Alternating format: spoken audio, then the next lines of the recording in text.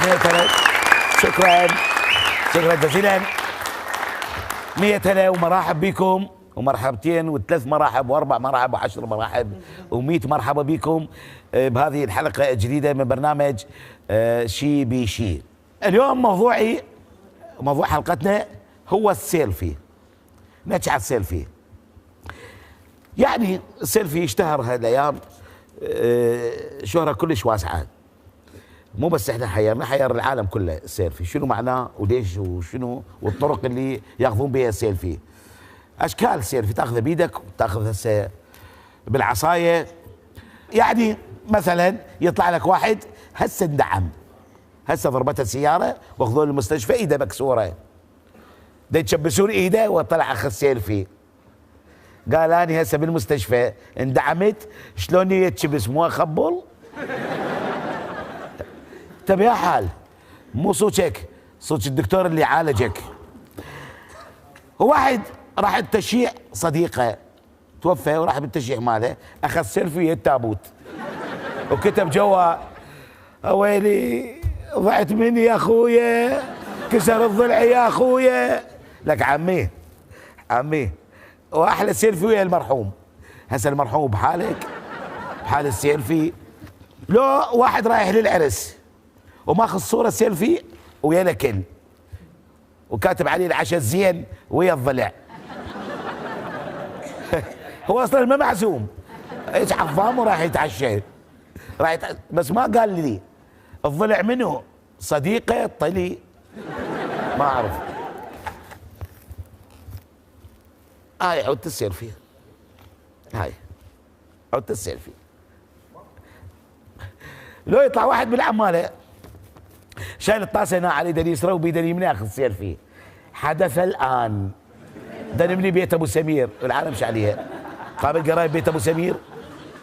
طبعا اليوم وحسب خبرتي ومعلوماتي اكتشفت اكو مضار للسيلفي واكو فوائد للسيلفي. نحكي على فوائد السيلفي. اولا يعلمك شلون تكمش العوده مال الماسحه. خاف يجي يوم مرتك تكرب عليك وتقوم تكنس وتمسح.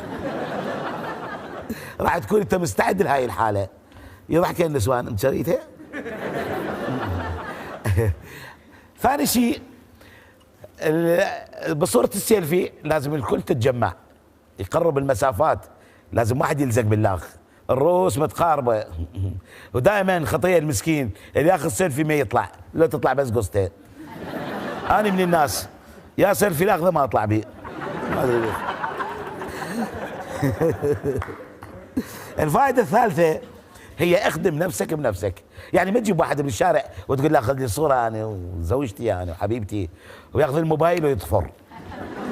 اما مضار السيلفي، اولا راح اظل متحنبط بالعوده عبالك راعي مال غنم شايله هيك تفطر. ثانيا واحد يخابرك وانت ناصب الموبايل بالعوده، زي شلون راح ترد عليه؟ وين راح تذب العوده؟ اما المضره الثالثه فانت شيتك العوده السيلفي، انت وهوايه جماعه يشيلون عودات السيلفي، هاي تساعد على العركات وتسوي واهس. ذاك اليوم صارت عركه بالمول بالسيلفيات. تشبيك تبغى عليه؟ اقول لك بالعوده مال السيلفي انا اضلوعك زين؟ لا تبغى عليه. انت باعي عيني باعي. هسه نروح لفقره كذب المصفط وتيسير.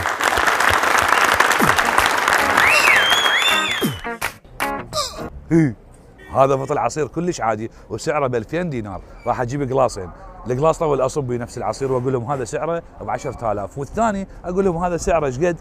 بربع، يعني رخيص. بس هو الموضوع واحد، العصير نفسه والبطل نفسه. بس خلينا نشوف الناس شو يقولون. هاك الزم وتعالوا وياي نشوف اراء الناس. هذا العصير هذا بربع، نعم القلاص مالته بربع. وهذا العصير القلاص مالته او البطل مالته ب 10000، كونه عصير طبيعي وعصير اصلي. وهذا تعرف يعني محلي. ممكن تضيف لي هذا؟ هذا الغالي على كيفك شوي. طيب هذا الاصلي. نعم. وهذا التقليد، هذا ب 10000 وهذا بالربع. عند الطعم مالته هذا الشكر مالته يعني محلي وشكر ما ادري شلون يعني شكر عادي يعني واصلا اعتقد مو شكر يعني ها والله ما ادري بس هذا لا عصير طبيعي يعني بطعم رمان يعني واضح. يعني واضح يعني خالص رمان خالص. بقي لي شوي. ممكن نذوق هذا؟ بعد ركز بهذا. هذا الاصلي. هذا الاصلي؟ لو هذا الاصلي. لا هذا الاصلي. هذا الاصلي. شلون عرفت؟ هذا بطعم اقوى من هذا. بطعم اقوى؟ الشكل مالته يصير اقوى من هذا. وذوق لي هذا التقليد. يعني ذاك صبغ ومواد حافظة وكذا. منو؟ التقليد. التقليد. الأصلي طبعا هذا فريش. فريش. فشي طبيعي يعني. صح. ما نقدر نحكي به يعني هذا هو طبيعي. طبيعي. عاش ايدك والف عافيه. الله يعافيك. بكمل شعب هذا. ليش اكمل؟ كمل هذا. عصير طيب اصلي هذا وين بعد؟ الف عافيه. فرق شاسع بين فرق. هذا وهذا. مبين مو واضح؟ اي نعم. يابا خلصته مو بكر. ها صدق اصلي زين وهذا مو شيء مبين مو حتى شيء. حار.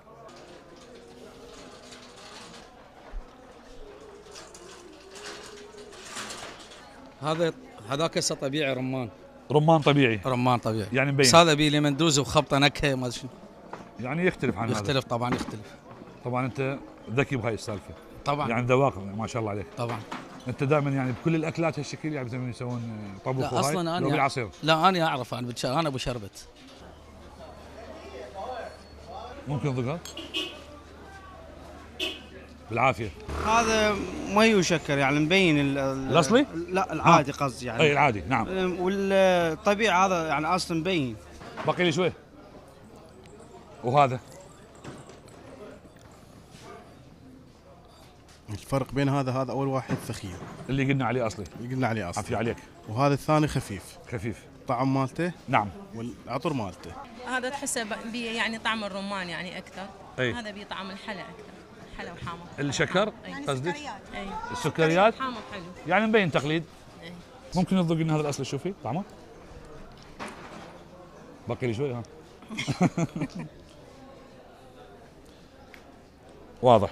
ممكن تسولفي لي على الفرق؟ فرق واضح جدا. هذا طعمه يعني طعم شربت طبيعي. اي وهذا يعني الثاني وهذا لا. شنو يعني شنو طعمه؟ في اضافات يعني حوامض كيميائيه يعني مو عصير طبيعي. ابو سعود ابشرك الاصلي خلاص والتقليد هم خلاص وهن اثنيناتهم واحد. بتجاوب ابو سعود.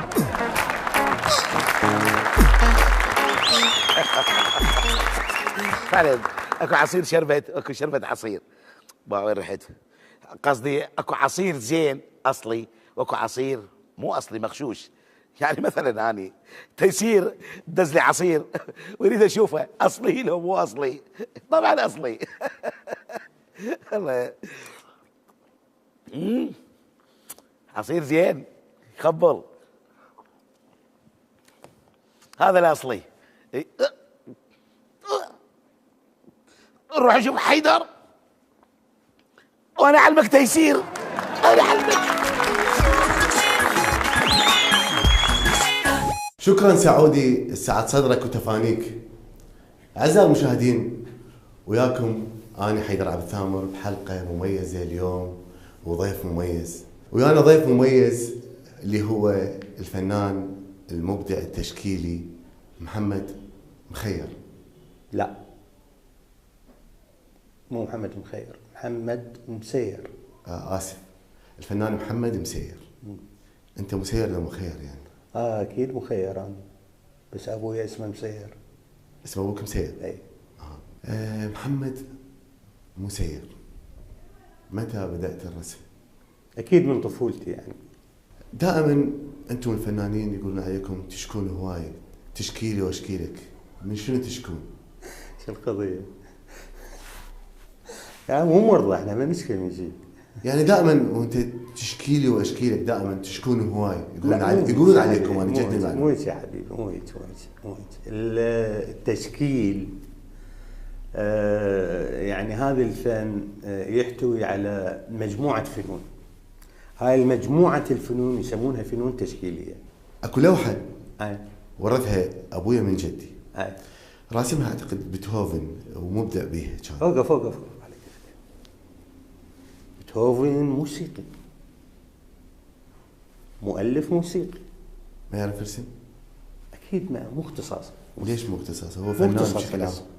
فنان حتى- شامل مثل ما الفنان التشكيلي اللي هو خزف فخار، اذا هو لازم يعرف. لا ذاك فنان موسيقي، مؤلف موسيقي. إيه لازم يعرف يرسم، يعني معقوله ما علموه بالمدرسه الرسم؟ اكو درس اسمه الرسم. حبيبي بيتهوفن مؤلف موسيقي مهم ومعروف. زين. اي لازم راسم يعني لوحه، انا عندي هاي اللوحه اجيب لك اياها تشوف. مو رسم. لا لوحه رسم ورثها ابويا من جدي. مو موقع عليها بيتهوفن؟ طبعا بيتهوفن. لا ماكو هيك حكي.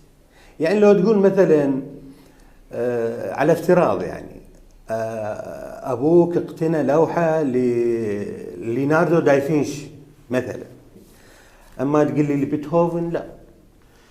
اكو رسام يمنا اسمه حازم كبه، معروف كلش بمنطقتنا، يرسم ويسوي وشم للناس.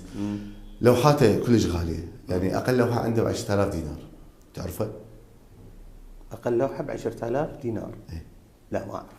زين لوحه المايونيز، هاي اللوحه مو المايونيز، خل كاتشب بعد نسويها بدنا. مايونيز شيء. اللوحه معروفه موناليزا.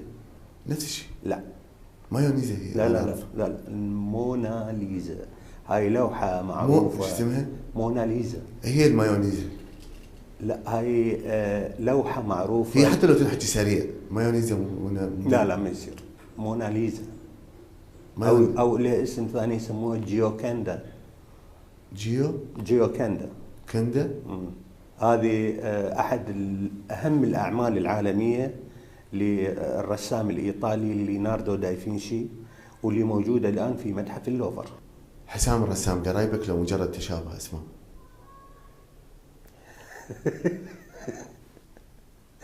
تشابه اسماء اكيد. الرجال يغني. حسام الرسام. اي رسام. هو رسام لقبه. يجوز كان يرسم ما اعرف يعني. اي الرسام. لقب الرسام. انت مو كان ما ترسم لوحه وتتعب وتظل بها اسبوع او شهر، ليش ما تطبع على الانترنت؟ تاخذ اللوحه تطبعها تكملها بسرعه، وما شاء الله انترنت وعلم تطور، واحنا بلد النفط يعني اشياء هواي، وتبيعها على السريع. ليش؟ تصير مو مالتي. شو مو مالتي؟ تصير مو مالتي هاي اللوحه. هاي اللوحه اللي اطبعها انا منين جايبها؟ من الانترنت اسهل. من الانترنت. ادري الانترنت وغير اكو واحد ناشرها على الانترنت، انا اجيبها اطبعها هي مو مالتي. ايش مدري بالانترنت. شلون ايش مدري؟ شلون؟ لا ما يصير. شلون ما يصير؟ غير الشيء اللي الك تقول هذا الي. اكو رسامين مشهورين عالميا مثل فان كوخ، بيكاسو. فان كوخ، بيكاسو، علي ربع. تحب تكون رمز من هذه الرموز مثلهم يعني مشهور عالميا؟ من الثالث؟ فان كوخ، بيكاسو، علي ربع. علي ربع؟ علي ربع. اي. علي ربع هذا وين لقيته؟ ما تقول لي وين لقيته معود. ايش جاب على بيكاسو؟ وين وديتنا انت؟ اعزائي المشاهدين، لا يسعني في نهايه هذا اللقاء ان اشكر ضيفنا المميز الفنان التشكيلي محمد مخير. مسير يا معود. مسير والله. محمد مسير. شكرا جزيلا لك. شكرا يا اهلا وسهلا بك يا حبيبي. اهلا الفنان الكبير، نورتنا بهاي الحلقه. حقيقه اني من المعجبين جدا بالرسامين والرسم والفنون التشكيليه. حقيقه عجبتني كلش هاي اللوحه المايونيزه. اي الله، تجيب المايونيزه وتخلي عليه شويه كاتشب وخردل. شهيتني. شو اسوي؟ الو دليفري حبيبي 2 مايونيزه. الله يخليك، شكرا جزيلا. تاكل ويانا؟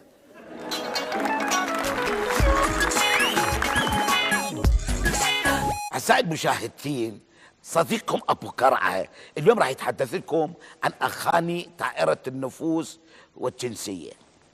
نبتيها بماتشة المهندس. ماتشة المهندس بالأغنية يقول: الطورد وراها وتدور رضاها، يا نادي يا حصة منيرة جواهر يا مها، ويكملها النوبة